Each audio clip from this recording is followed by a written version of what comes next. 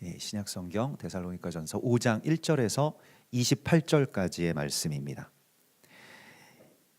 제가 한 절, 여러분들께서 한 절 이렇게 교독하시겠습니다. 형제들아, 때와 시기에 관하여는 너희에게 쓸 것이 없음은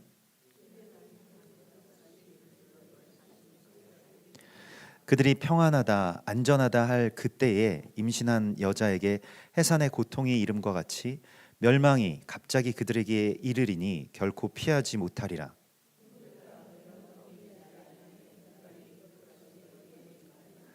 너희는 다 빛의 아들이요 낮의 아들이라. 우리가 밤이나 어둠에 속하지 아니하나니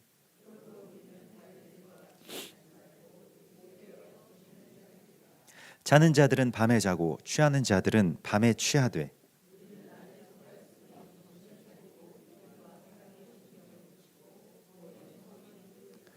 하나님이 우리를 세우심은 노하심에 이르게 하심이 아니요 오직 우리 주 예수 그리스도로 말미암아 구원을 받게 하심이라.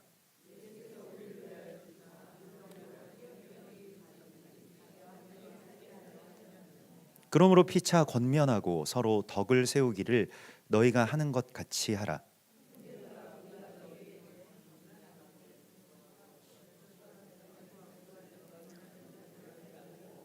그들의 역사로 말미암아 사랑 안에서 가장 귀히 여기며 너희끼리 화목하라.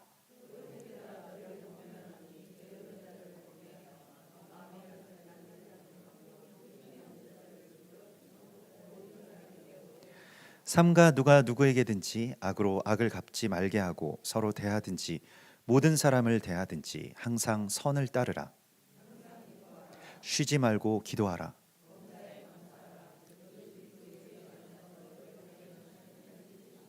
성령을 소멸하지 말며 범사에 헤아려 좋은 것을 취하고 평강의 하나님이 친히 너희를 온전히 거룩하게 하시고 또 너희의 온 영과 혼과 몸이 우리 주 예수 그리스도께서 강림하실 때에 흠없게 보전되기를 원하노라. 형제들아, 우리를 위하여 기도하라. 내가 주를 힘입어 너희를 명하노니 모든 형제에게 이 편지를 읽어주라. 우리 주 예수 그리스도의 은혜가 너희에게 있을지어다. 아멘. 우리가 지금 종말의 시간을 살아가고 있고 또 전쟁 가운데 이스라엘이 전쟁 가운데 있기 때문에 이 마지막 때에 관한 여러 가지의 어떤 이야기들을 듣게 됩니다. 성경에 나오는 여러 예언들과 뭐 곡과 마곡의 전쟁이라든지 아마겟돈 전쟁이라든지 이 종말의 시간 가운데 이스라엘에서 일어나는 그 전쟁과 우리는 어떻게 될 것인가라고 하는 것에 대한 여러 종말론들을 우리가 보게 되는데요. 이미 성경에는 이 마지막 때에 대한 하나님의 지혜로 가득 차 있습니다. 사실 성경 전체가 종말의 시간을 예비하기 위한 일종의 묵시록이라고 할 수가 있겠습니다. 창세기부터 시작되는 그 이야기들은 우리가 자세히 우리 매해 이제 토라 포션을 나누다 보면 이게 창세기가 종말론이구나라고 하는 것을 굉장히 쉽게 알게 됩니다. 그래서 그 요한계시록과 연결되어 있고 또 하나님께서 만물을 새롭게 창조하시는 그 창조, 보라 내가 만물을 새롭게 하노라 라고 하는 하나님의 그 창조의 역사의 완성이 결국에 이게 종말의 완성이라고 하는 것을 우리가 보게 되죠.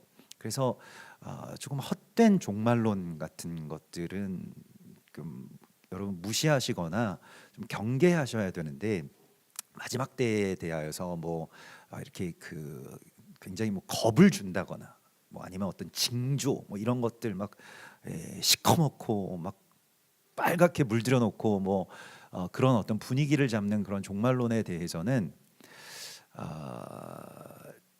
그 비성경적일 가능성이 있기 때문에 일단은 그런 브랜드의 종말론들은 좀 거르셔야 됩니다. 그런 것들은 자꾸 그런 식으로 이제 종말에 대해서 좀 왜곡하는 그런 경향들이 굉장히 많이 있고, 사실 그러면 좀 아마 인기가 있을걸요. 왜냐하면 사람들이 생각하는 어떤 그런 코드들을 건드리기 때문에 인기가 있을 거고, 그렇게 겁을 주면 이제 글쎄요. 그 성경에 나온 그 종말론에 대해서는요, 오늘 주님께서 이 데살로니가 전서의 말씀이 이 마지막 때에 대한 거의 완벽한 어떤 종말론이라고 할 수가 있겠는데, 뭐 오늘 설교의 제목도 그래서 완벽한 종말입니다. 그래서 종말의 때를 우리가 어떻게 하면 완전하게 온전하게 준비할 수 있을 것인가라고 하는 것에 대해서 좀 어떤 현상에 이렇게 집착하기보다는, 현상이라고 하는 거 우리가 어떻게 할 수 있는 것이 아니라고 한다면, 하나님께서 오늘 우리에게 지금 말씀을 하시는 것은 그 날에 대해서 너희에게는 미리 알려주셨다. 하나님께서 이 성경 말씀이나 또 여러 가지 어떤 징조나 또 이스라엘에 대해서, 여러분 다 하나님께서 이 마지막 때에 대한 말씀들을 우리에게 충분히 주셨습니다. 그래서 늘 제가 말씀드리지만은 그 정보에 대해서 우리가 좀 부족한 것이 아니라고 하는 것을 성경이 계속 우리 가운데 말씀하시고 있거든요. 그래서 그 정보가 문제가 아니고, 지금 우리에게 그러면 이 마지막 때에 대해서 우리에게 충분하게 알려주신 것에 대해서, 너희에게는 마지막 때가 도둑처럼 갑자기 임하지가 않을 것이다. 그래서 너희에게는 항상 그 마지막 때에 대해서 미리 준비하게 하시고, 충분히 노아처럼 일평생을 예비하게 하실 것이다. 아브라함도 그렇고 노아도 그렇고 그 마지막 때에 대하여서 하나님께서 준비를 시키시거든요. 전쟁에 대해서도 준비시키시고 홍수에 대해서도 준비시키시고, 이것은 하나님의 사람들에게 주시는 하나님의 어떤 특권이자 또한 의무입니다. 그래서 마지막 때에 대해서 여러분들에게 다 하나님께서 알려주시고 준비시키시는 거예요. 근데 세상 사람들이 모르는 이유는, 노아 때에도 보면 베드로전서 3장 20절에 보면 노아의 날 동안 평생을 노아가 마지막 때를 준비하면서 살았는데 방주에 들어간 자는 고작 8명밖에 없었다라고 되어 있습니다. 왜냐하면 그렇게 망할 줄 몰랐다라고 하는 것이 사람들이, 그리고 그것에 대해서 무시하고 또 무관심했다라고 하는 것입니다. 창세기 19장에서도 보면 소돔과 고모라를 멸하시기 위해서 주님께서 찾아오셨을 때 아브라함의 조카인 롯에게 하나님께서 이렇게 말씀하십니다. 빨리 가서 가족들에게 알려라. 한 사람이라도 더 살려야 되기 때문에 롯이 나가서, 그래서 다급하게 자기 온 가족들에게 막 다 알리는데, 그 딸들과 결혼할 사위들에게 말하여 이르기를, 여호와께서 이 성을 멸하실 터이니 너희는 일어나 이곳을 떠나라 라고 하면서 같이 도망가자라고 하는데, 그의 사위들은 농담으로 여겼더라 이렇게 되어 있습니다. 농담으로 여겼다는 것입니다. 마지막 때에 대해서 무관심하거나 아니면 냉소적이거나, 나는 좀 바빠서 마지막 때에 대해서는 좀 듣고 싶지 않다라고 그렇게 생각하는 경향들도 있고, 또 반대로 너무 막 마지막 때에 대해서 막 두려워하고 뭐 이러한 것도 같이 좀 통하는 그러한 일이겠습니다. 그래서 오늘 주님께서는 여러분들에게 너희는 다 빛의 아들이요 낮의 아들이라, 우리가 밤이나 어둠에 속하지 않았으니 그러므로 우리는 다른 이들과 같이 자지 말고 오직 깨어 정신을 차릴지라. 그래서 마지막 때에 대해서 성경이 계속 우리에게 말씀하시는 것은, 예수님을 비롯해서 또 뭐 바울 서신이든 뭐 요한계시록이든 계속해서 말씀하시는 것은 무엇이냐면 깨어 있으라는 것입니다. 마지막 때에 대해서요. 마지막 때에 대해서 깨어 있는다라고 하는 것은 무엇일까요? 그것을 오늘 주님께서 우리에게 알기를 원하시는데요. 그러므로 너희는 다른 이들과 같이 자지 말고 오직 깨어서 정신을 차릴지니라. 자는 자들은 밤에 자고 취하는 자들은 밤에 취하였다.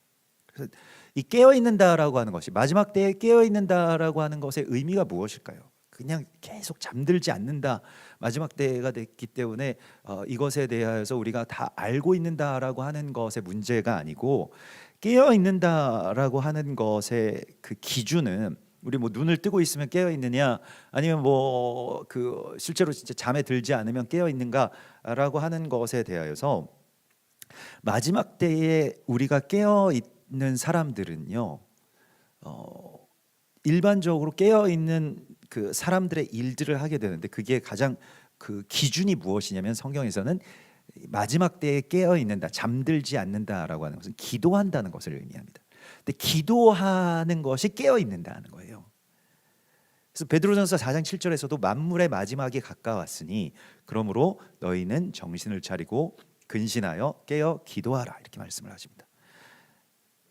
예수께서도 누가복음 22장에서 보면 겟세마네에서 제자들에게 나를 위하여서 깨어 기도해 달라라고 부탁을 하시죠.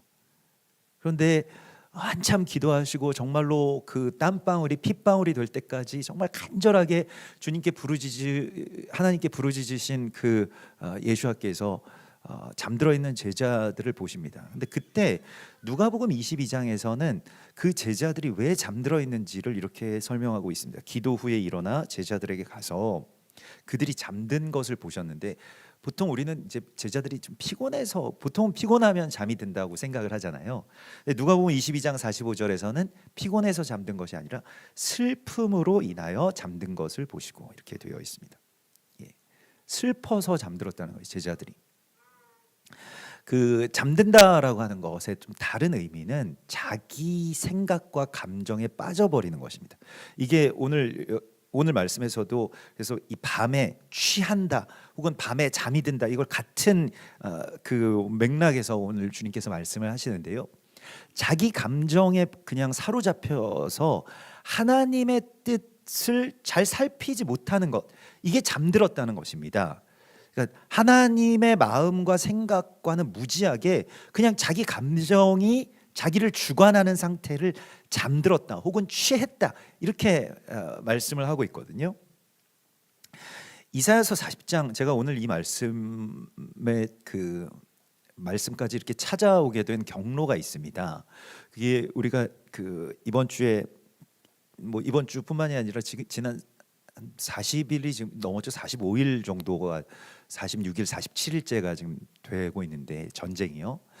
그 전쟁 기간 가운데 우리가 이제 기도하기 시작하고 뭐 40일이 넘은 그 시간 가운데서 하나님께서 이제 계속, 제가 그 기도회 뭐 매일 참석하시는 분들은 아시겠습니다만은, 기도회 때 기도 제목을 나눌 때 처음에 이제 성전으로 올라가는 노래 시편의 말씀으로 우리가 기도를 했고, 그 이후에는 계속 이사야서의 말씀으로 기도를 하고 있습니다. 이렇게 그 메시아에 대한 예언이고 이스라엘의 회복에 대한 예언인데, 특별히 이방인들인 우리에게 외치는 자의 소리여라고 하시면서 너희가 올라가서 그렇게 그 이제 이스라엘을 향해서 위로하고 외치라고 말씀을 하십니다. 근데 그 외치는 자가 하나님께 물어요.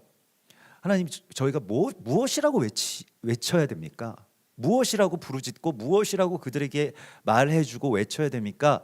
라고 할 때에 이사야서 40장 7절에 보면 푸른 마르고 꽃은 시드나, 여러분 이 찬양도 있기 때문에 여러분들도 잘 아실 것입니다. 근데 푸른 마르고 꽃이 시드는 것, 그러니까 이스라엘이 지금 막 환란 가운데 있고 전쟁 가운데 있고 사람들이 죽고 뭐 부상당하고 피난 가고 이러한 모든 일들에 대하여서 이렇게 외치라고 말씀을 하시고 있습니다. 푸른 마르고 꽃이 시들면 그 이유가 있다는 거예요. 여호와의 기운이 그 위에 불미라. 그래서 푸른 마르고 꽃이 시드는 거 안 좋은 거 아니야? 우리가 그렇게 생각하잖아요. 그런데 여호와의 기운, 여기서 여호와의 기운이라고 하는 것은 루아흐를 말하는 것입니다. 성령이 거기에 불고 있다는 거예요. 성령의 바람이 불어오고 있다. 너는 그것을 외치라고 말씀하고 있어요. 여호와의 생기가, 그 루아흐라고 하는 것은 바람 혹은 주님께서 사람의 코에 불어넣으신 그 생기를 말하는 것이거든요. 주님의 성령이 그 가운데 불어오고 있다는 거예요. 그러면 표면적으로 현상적으로 지금 나타나고 있는 이 푸른 마르고 꽃은 시드는 이 이야기는 실상은 무엇이냐 라고 하는 것을 우리가 외쳐야 되는데, 그건 무엇이냐면 성령이 불어오고 있다는 것입니다. 성령의 바람이 이스라엘에 불어오고 있고 성령의 바람이 온 세계를 덮고 있다는 것입니다. 새로운 생명의 역사가 시작된다는 거예요. 그래서 실제로 이스라엘의 이런 전쟁들 속에요, 뭐 60년대의 그런 이 전쟁, 뭐 6.1 전쟁이나 욤키프르 전쟁이나 이런 전쟁들 속에서 많은 간증들이 있는데, 특별히 예수를 믿게 된 그 메시아닉 유대인들 가운데 그때 초자연적으로 실제로 그냥 성령을 받았다는 거예요. 그런 전쟁들 상황 가운데서 하나님은 가만히 계시겠습니까? 성령이 정말 강하게 역사하시고 있거든요. 이때 우리가 선포하고 기대해야 될 것은 주님 성령을 주십시오. 성령으로 말미암아서 유대인들은 증거를 원하거든요. 항상. 그러니까 어떤 이론적인 것으로 설명을 하는 것은, 유대인들이 이론이 얼마나 뭐 빵빵합니까? 얼마나 정말 잘 돼 있어요. 그 수천 년 동안 토라를 연구한 그 이론은 뭐 우리가 이론적으로 논리적으로 이렇게 돼서 예수님이 메시아이십니다라고 하면 비웃을 겁니다. 너무 그것과 상관없는 너무 방대하고 깊은 이론들이 있거든요. 토라나 뭐 미드라시나 뭐 게마라나 탈무드나 뭐 게마트리아나 이런 모든 것들이 그 성경에 대해서 가지고 있는 그 오래된 이론들로 유대인들이 변화되기는 쉽지 않습니다. 다만 성령을 받을 때, 그래서 유대인들이 성령을 받았을 때 예수를 믿게 되는 것이거든요. 그거는 반박할 수 없으니까요. 하나님 정말 살아계시고 성령께서 들어오셔서 깨닫게 해주시고 이런 간증들이 앞으로 정말로 쏟아지게 될 겁니다. 실제로도 우리가 예수 믿은 유대인들 그 60년대 그런 전쟁 통해서 성령을 받아서 예수 믿게 된 유대인들의 간증들도 저도 예전에 이제 들은 적이 있거든요. 그런데 그런 배경들 속에서 지금 이 피 흘림이 있을 때는요, 어린 양의 피가 이 땅을 적시는, 또 제단을 적시는 이런 상황들은 항상 성령의 임재와 깊은 관계가 있습니다. 성령의 바람이 불어오고 있음을 선포하라고 말씀을 하시고 있는 거예요. 그래서 마지막 때에 우리가 깨어 있는다라고 하는 것은 무엇이냐? 자기 감정으로 지금 슬프죠.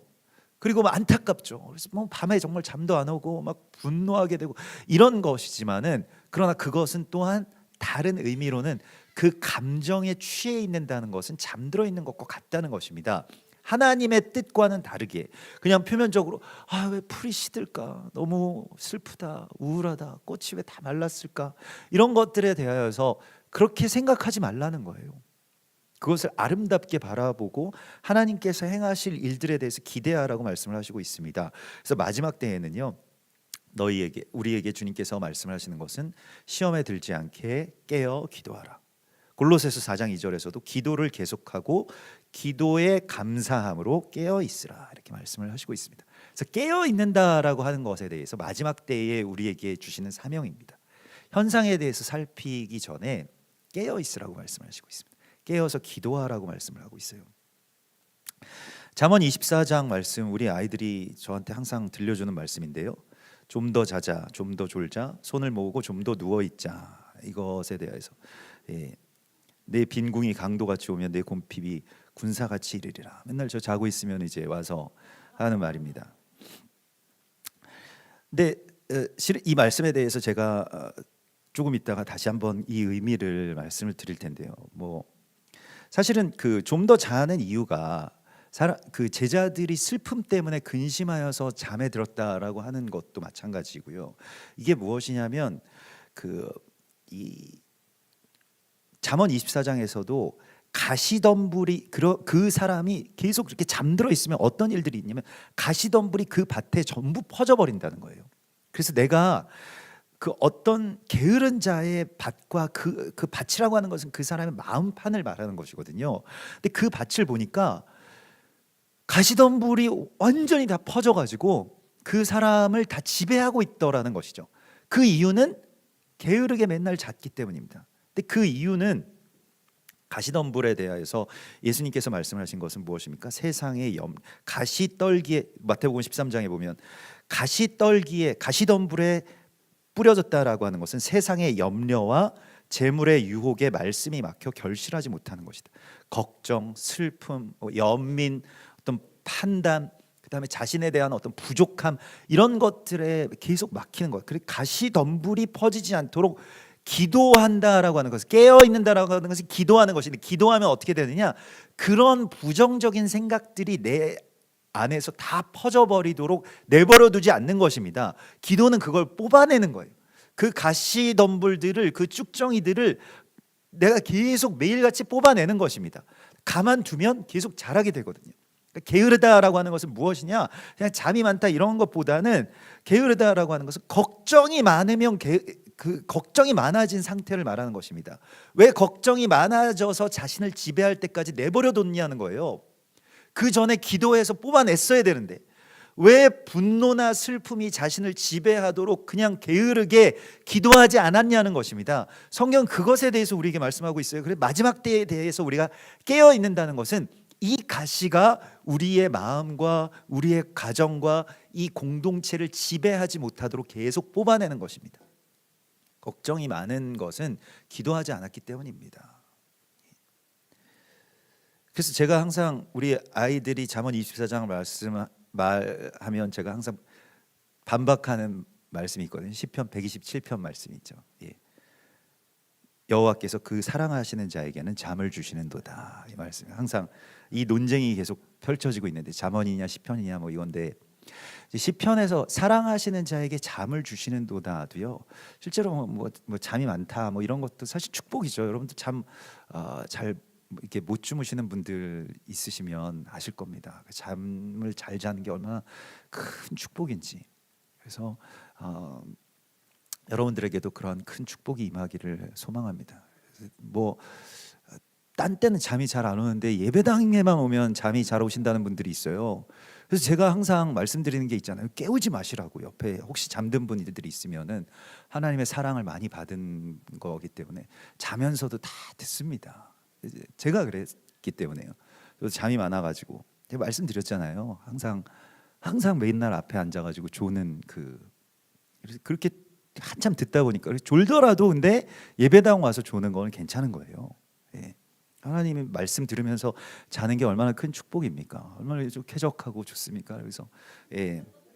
그래서 저는 그 잠드신 분들을 보면은 막 이렇게 뭐 어떤 목사님들은 막 화가 나고 막 어떻게 막 깨우고 막 분필 던지고 막 이러시는데 저는 너무 좋아요. 아, 이분이 정말 주님 안에서 잠들어 있구나. 뭐 운전할 때도 가족들이 막 다 잠들어 있으면 막 화내고 막 내가 운전하는데 너희들은 다 잠들어 있냐 뭐 이런 분들도 있을 텐데, 저는 이 사람들이 다 나를 이렇게 신뢰하는구나.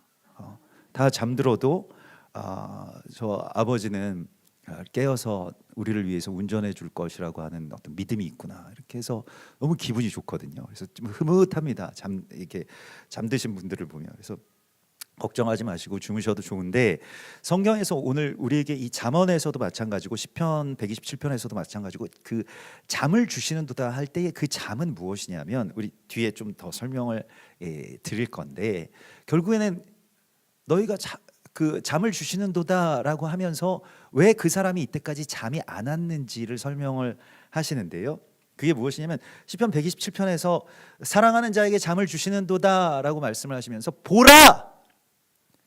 너의 자식들은 너에게 주신 상급이야 라고 말씀을 하십니다. 그러니까 이 사람이 왜 잠이 안 왔냐면 자식들 걱정 때문에 잠이 안 왔어요. 아유, 우리 아이들 어떻게 살아갈까, 얘를 생각하면 내가 너는 잠이 오냐 지금, 막 이런 것이죠. 그런데 하나님께서 다시 이제 생각하게 하시는 거예요. 보라! 너의 자식들은 너에게 주신 하나님의 상급이다. 그래서 그들 지금 걱정스러워 보여도 아니라는 거예요.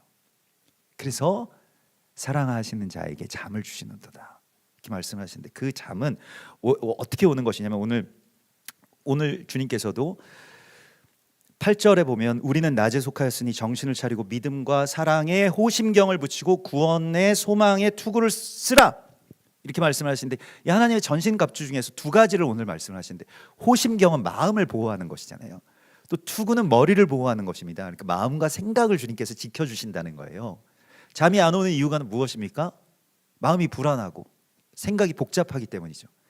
이걸 마지막 종말의 때에 이 두 가지를 주님께서 지키라고 말씀을 하시는데, 이건 다 기도를 통해서 우리가 얻게 되는 것입니다. 근데 첫 번째 것이 무엇입니까? 정신을 차리고 깨어서 믿음과 사랑의 호심경을 붙이라는 것입니다. 믿음과 사랑의 호심경, 그러니까 마음을 지키는 것은요, 지금 현재를 바라보는 것이 아니라 믿음과 사랑으로 자기 마음을 지키라는 거예요. 불안하잖아요.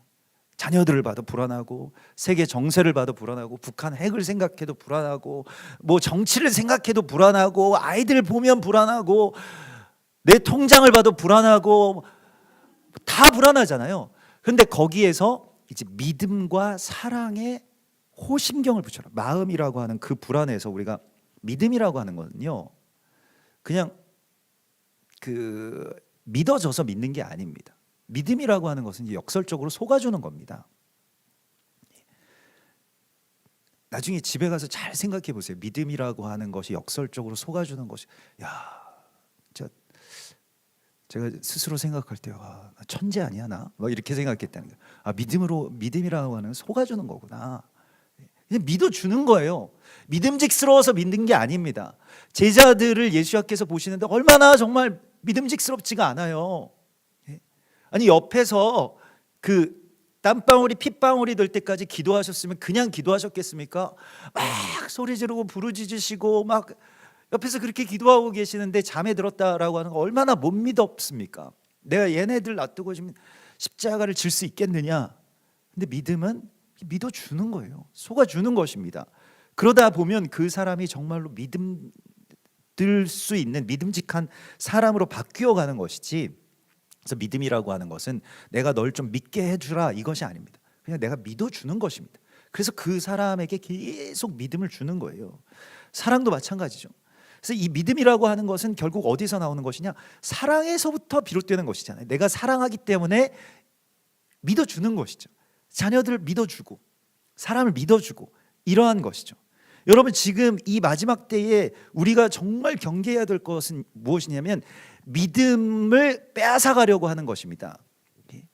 믿음을 빼앗아가려고 하는 이 대적들로부터 우리를 잘 지킬 수 있어야 됩니다. 이렇게 이 마지막 때는요 사람을 계속 불안하게 하거든요. 제가 그래서 그런 종말론 브랜드들은 걸으라고 한 이유가 이 믿음이라고 하는 것을 빼앗아가는 종말론은요 정말 위험한 종말론입니다.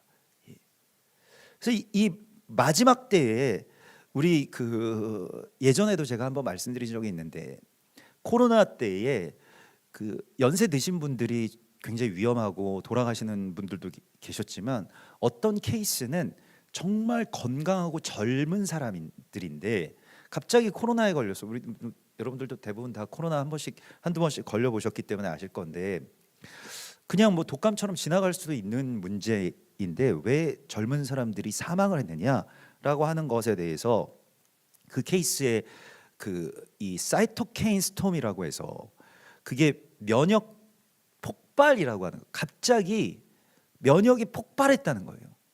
젊은 사람들인데 그거 그냥 조금 코로나 그 바이러스에 대해서 대적할 수 있는 그 면역을 조금만 해도 되는데 온 몸이 모든 것을 다 공격하기 시작했다는 것입니다.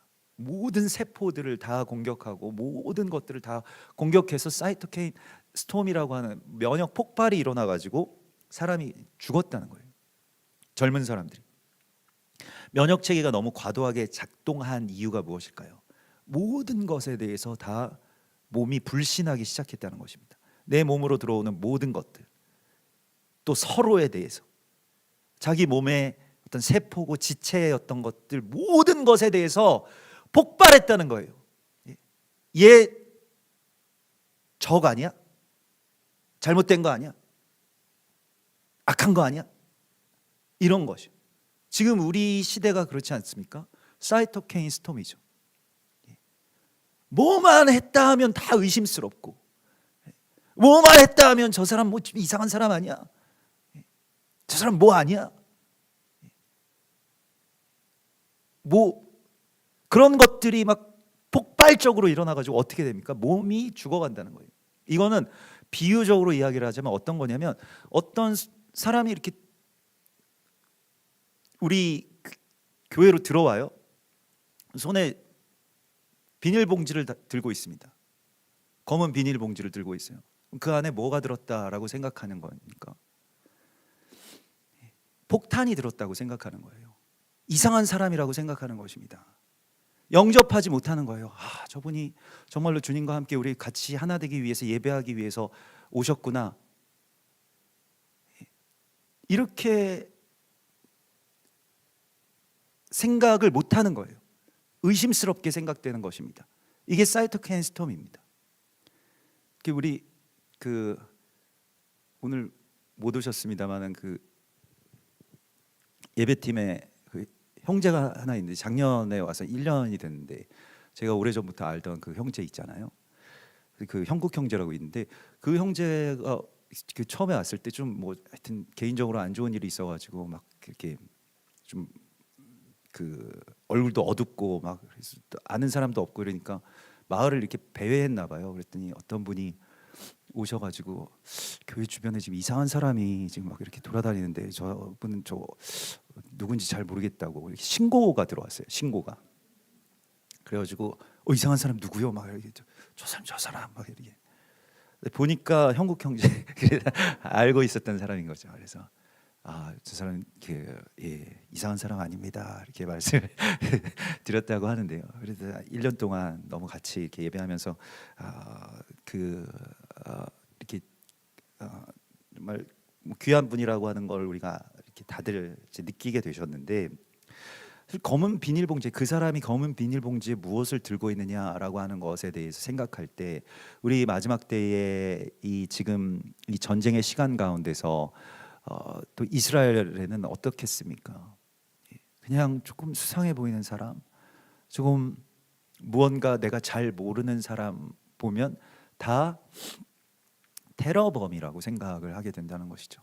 또 잠재적인 테러범이라고 생각을 하게 된다는 것이 모든 사람들. 이게 정말로 큰 이 마지막 때에 큰 이 가시덤불과 같은 것입니다.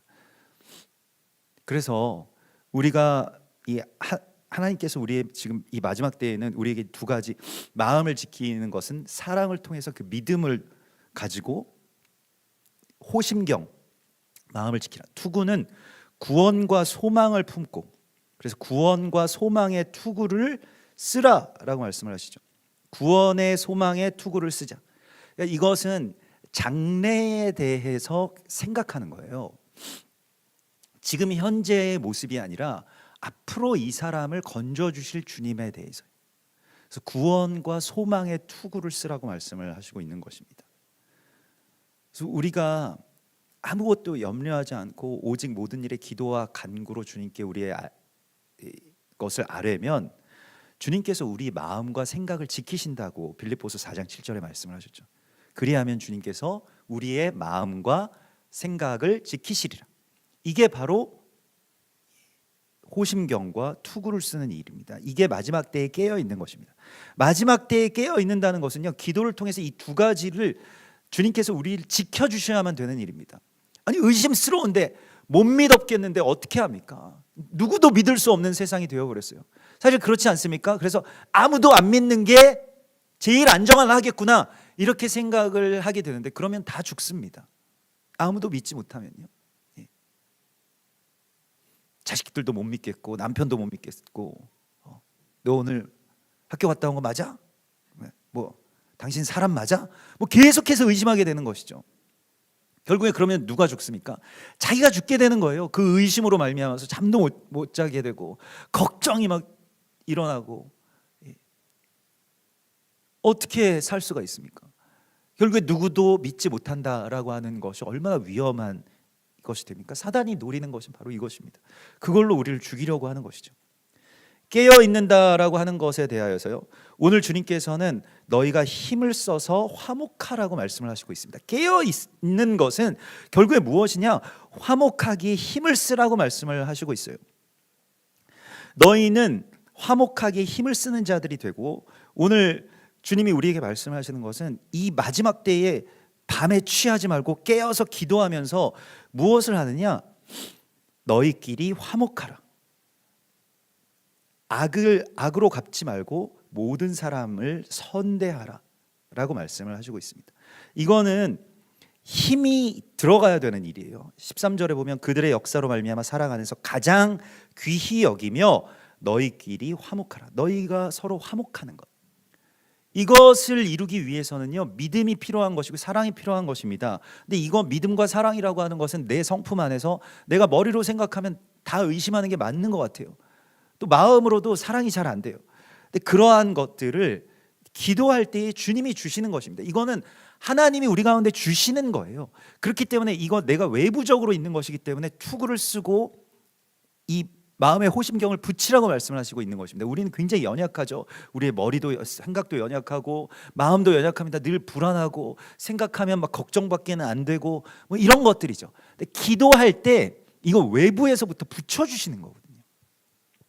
그걸 우리 가운데 주신다고 말씀을 하십니다. 그래서 우리에게 오늘 주님께서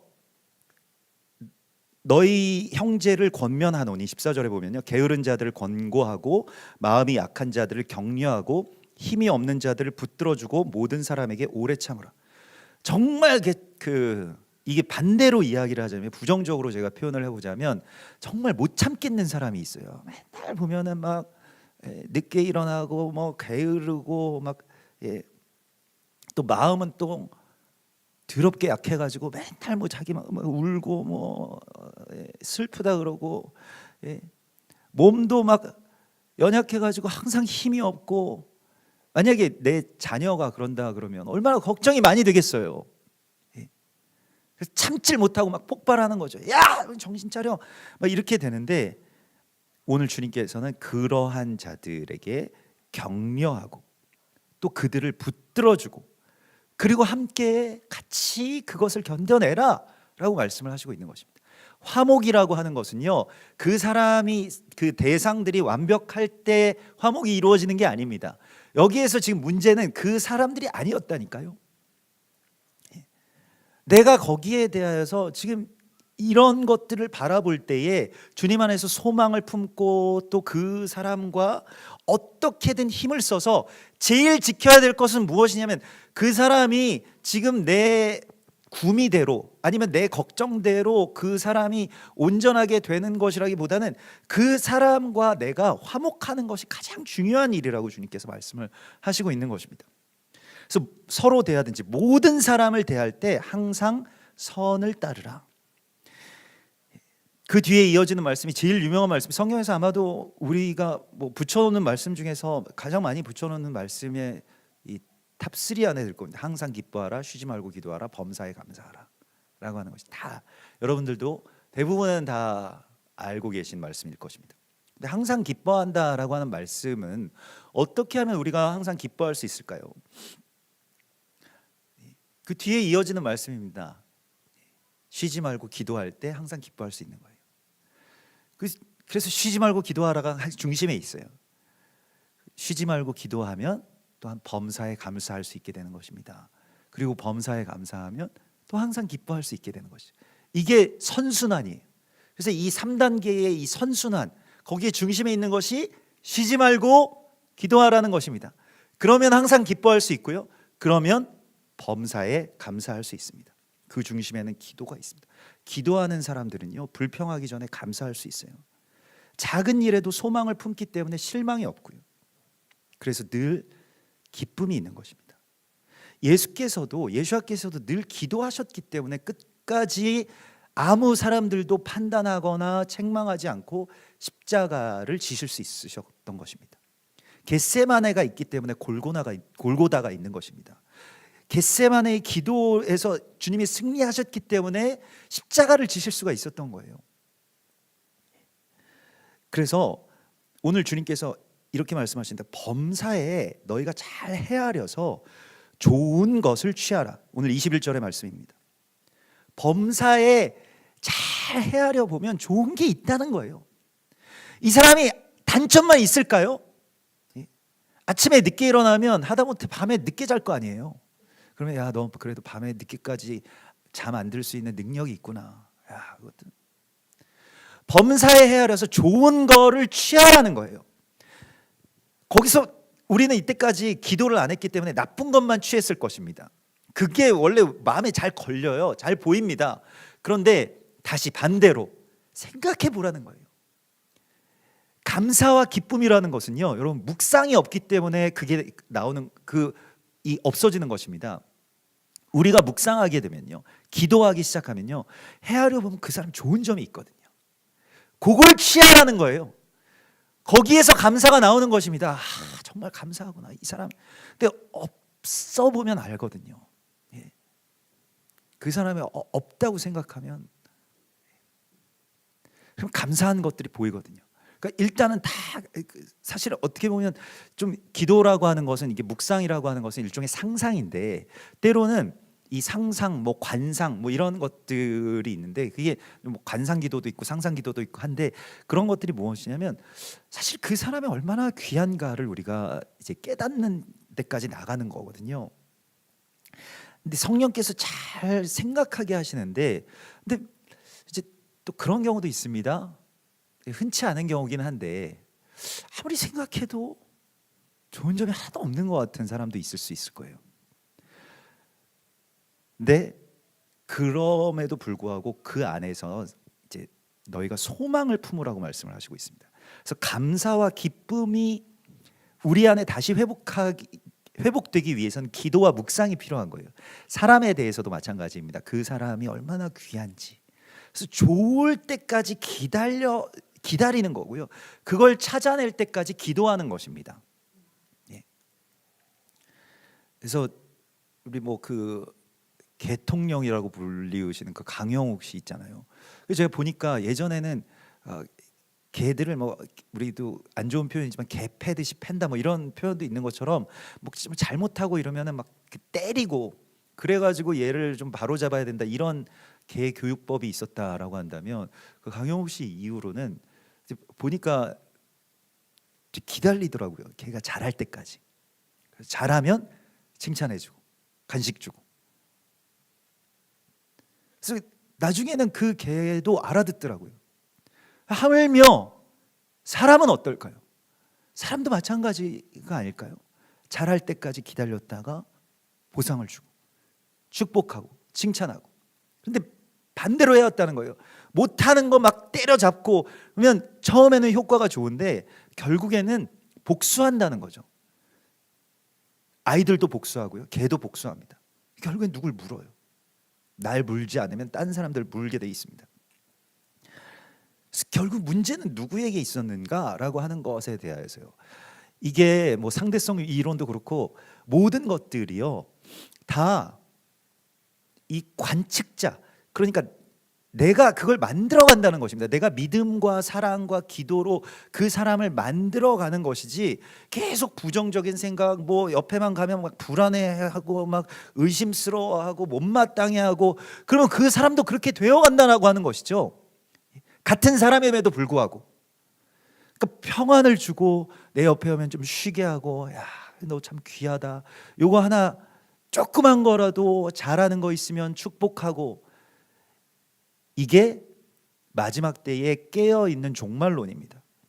그래서 주님께서 이 완벽한 종말에 대하여서 오늘 23절에 평강의 하나님이 친히 너희를 온전하게 거룩하게 하시고, 우리를 거룩하게 하시는 분은요 내가 막 경건하고 막 거룩하게 하려고 하고 이런 것이 아니라 하나님이 친히 우리를 거룩하게 하시고 너희의 온 영과 혼과 몸이 주 예수 그리스도께서 강림하실 때에 흠없게 보존되기를 원하노라. 우리가 완벽해질 수 있는 마지막 때에 어떻게 하면 완벽하게 주를 맞이할 수 있을까요? 24절에 너희를 부르시는 이는 미쁘시니 그가 또한 이루시리라. 그가 이루시는 것입니다. 내가 이루는 게 아니로. 그러면 우리는 무엇을 이제 그 안에서 그가 이루실 것에 대해서 소망을 품고 기대하고 믿고, 이 사람 믿는 게 아닙니다. 하나님께서 하실 일들을 믿는 것이에요. 그래서 너희는 이제 예언을 소멸하지 말고, 오늘 이 본문에도 항상 기뻐하라, 쉬지 말고 기도하라, 범사에 감사하라 뒤에 나오는 말씀이 성령을 소멸하지 말고 예언을 멸시하지 말고 범사에 헤아려 좋은 것을 취하라 이렇게 말씀을 하시죠. 범사에 헤아려서 좋은 것을 취하려면요 성령이 우리 가운데 계셔야 됩니다. 그리고 예언을 해야 됩니다. 그래서 고린도전서 14장 1절에서도요 특별히 예언을 하려고 하라라고 말씀을 하시는데, 그 예언은 어떤 예언이냐면 점치는 것과 좀 다릅니다. 오늘날에 조금 약간 이상한 사람들이 그 점치듯 하는 어떤 예언들, 뭐 당신은 이렇게 될 거야, 그런 게 예언이 아니에요. 고린도전서 14장에서 말씀하시고 있는 예언은 무엇이냐면 사랑을 추구하며 신령한 것들을 사모하며 특별히 예언을 하려고 하라. 예언은 무엇이냐면 성령께서 그 사람을 향해서 갖고 계신 꿈입니다. 그걸 선포해 주는 거예요. 성령께서 너의 안에서 역사하셔서 네가 이렇게 될 것이다 라고 하는 축복이 곧 예언인 거예요.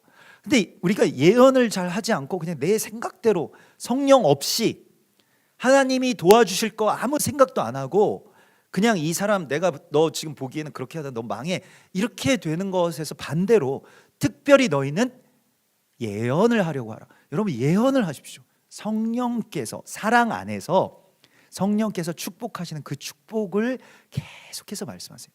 그러면 실제로 그것이 바뀌어 갑니다.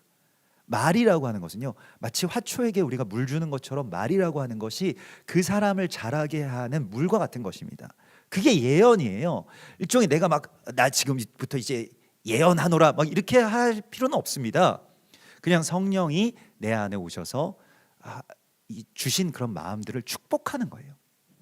그래서 너는 참 귀하시고 당신은 성령께서 정말로 당신을 통해서 귀한 역사를 이루실 것이고, 이걸 계속 만들어가는 거거든요. 칭찬하고 축복하고, 이게 다 예언입니다. 특별히 이 예언을 하려고 하라고 말씀을 하시고 있습니다. 그래서 오늘 이 말씀에서 항상 기뻐하고 쉬지 말고 기도하고 범사에 감사하는 그 세 가지가 선순환됐을 때, 어떤 성령이 내 안에서 소멸되지 않고 예언이 멸시되지 않고, 그러면 어떤 일이 일어나는, 그 범사에 헤아려서 좋은 것을 취할 수 있게 됩니다. 좋은 게 보이기 시작하는 거예요. 거기가 바로 천국입니다, 여러분. 그걸 누가 만들어가는 것입니까? 성령께서 우리 안에 오셔서 여러분들을 통해서 만들어가기를 원하신다고 말씀하세요. 그래서 평강의 하나님께서 너희를 온전하게 하실 것이다, 마지막 때에. 그렇기 때문에 너희를 부르시는 이는 미쁘시니 그가 또한 이루시리라. 여러분, 그가 이루시는 것입니다. 그가 이루시는 거예요. 누구도 이룰 수 없는 그 일들을 그가 이루시리라. 이걸 품으라고 말씀을 하시고 있습니다. 이걸 품기 위해서 우리는 해야 될 일이 딱 하나 있는 거예요. 쉬지 말고 기도하는 거. 기도하기 시작하니까 지난 45일 동안 정말 이렇게 현상들은 너무 슬프고 어렵지만은 마음과 생각이 하나님께서 지켜주시는 것을 많이 느낍니다. 그래서 그냥 예전에는 하루를 지내면 오늘 하루에 내가 보람됐는가, 내가 제대로 살았는가, 이런 것들에 대해서 너무 잘 못 살고 있지 않은가, 이런 생각들이 들 때가 있잖아요. 저도 그런 생각들이 들 때가 많이 있었는데, 하나님께서 이 기도를 하기 시작하니까 그냥 계속 이 기도하는 것이 결국에는 정말 호흡 있는 모든 자들의 사명이구나, 이제 그걸 느끼게 됩니다. 기도하는 것이 예배하는 것이고요. 또 그러다 보니까 하나님께서 주시는 그 소망 가운데서 항상 기뻐하고 또 범사에 감사할 수 있는 그런 성령의 권능을 우리 가운데 주시는 것을 느낍니다. 그래서 교회가, 또 여러분들이 그 기도에 계속 마지막 때에 힘쓰는 이 완벽한 종말을 준비하고 또 깨어서 맞이하시기를 주님의 이름으로 축원합니다.